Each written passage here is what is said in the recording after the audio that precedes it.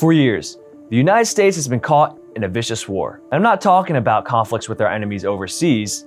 The fight is right here, at home, in our schools, in the media, in government, and even within the military. The adversary in this war is a small group of radical Marxists bent on undermining our values and tearing down fundamental institutions that are central to our national identity and way of life. Their plan is simple: attack America's founding ideals and push a Marxist ideology that would forever transform the country. Parents and concerned Americans are fighting back. It is a battle royale for the soul of America, and it is being waged every day in classrooms across the country.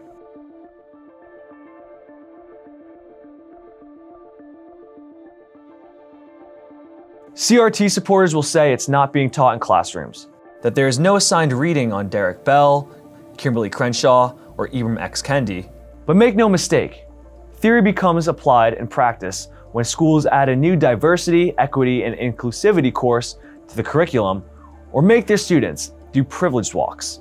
Not only has CRT been integrated into how history or civics is taught, but educators are also applying CRT's racial bias to math and science. In 2021, the National Council of Teachers of Mathematics recommended to its members a book called Critical Race Theory and Mathematics Education. So when people say CRT is not taught in schools, remember, it's not just about what is being taught, it's also about how schools are trying to warp how we understand the coursework.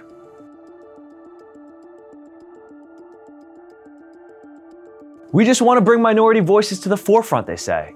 Well, Supreme Court Justice Clarence Thomas, the new Lieutenant Governor of Virginia, Winsome Sears, and economist Thomas Sowell, I believe they'd like to have a word with you. Because it's not about giving a voice to the voiceless, it's about shutting down opinions they do not want people to hear. This one's probably the easiest one to debunk. Critical theory, whether it be legal, racial, or gender, comes from what is called the Frankfurt School, a body of theory and philosophy based on Karl Marx's oppressor versus oppressed dichotomy.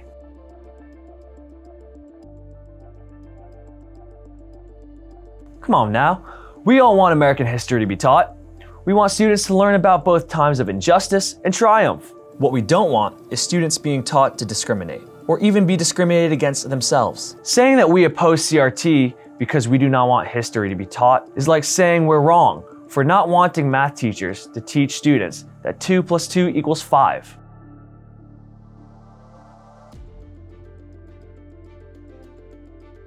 It's not just Republicans who are opposed to CRT.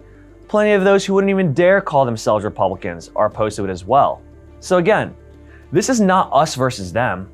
We are not seeking to sow division among party lines. This is a battle between two fundamentally different ways of life.